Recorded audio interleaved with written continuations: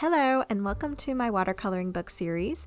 I'm currently using the watercolor book from Heikala, and this is my third art piece. This one's called Fall Bouquet.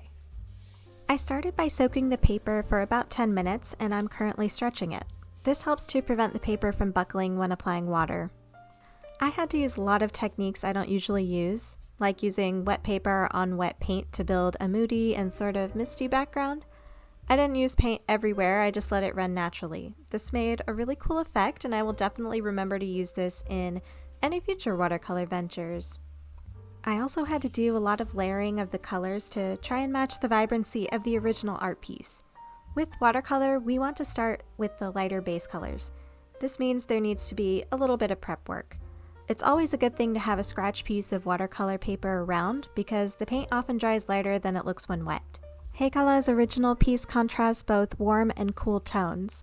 I started with the lighter yellows, oranges, and brown colors.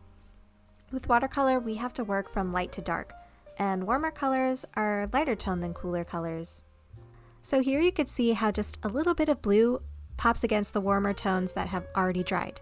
And again, I used the wet on wet technique for the hat. I applied lighter greens to the bouquet using a smaller brush to get more accuracy. And while some darker greens can be cooler toned, I also overlaid some green with blue. My thought was it would bring better balance to the painting so the main focus wouldn't be on just the hat. I made a mistake here using too much water, but it was a fairly easy fix. I just dried my brush and used it to pick up and redistribute the excess water. I guess this is a watercolor technique? I don't really know, but it works for me. Still figuring out how much water I need for certain areas, but practice will improve this. I included some purple into the bouquet to better balance the cooler tones and then started overlaying everything. I loved seeing the orange colors get more vibrant every time I would layer them. A second or third layer of color is perfect to get some extra vibrancy and get some shadowy details. I added a bit of purple to the skin tone color I used and overlaid a shadow effect. I was so scared to do this, but I ended up loving how it came out. It just adds extra dimension and life to the character. While waiting for the bouquet and character to dry, I went back over to the hat. I quickly realized I would need to do a wet on wet technique again to get the color I was looking for. Using wet on dry for a big area like this will only thin out the vibrant color of the second layer. You might end up using more paint than you actually need to. Next step was to add material details. The character is close enough where details like that will only increase the coziness of the painting. I added some knit patterns to her sweater and added some fluffy darker blue strokes to the hat.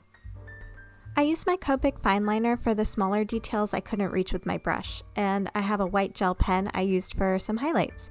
I also used white gel pen to add some extra flair to the bouquet.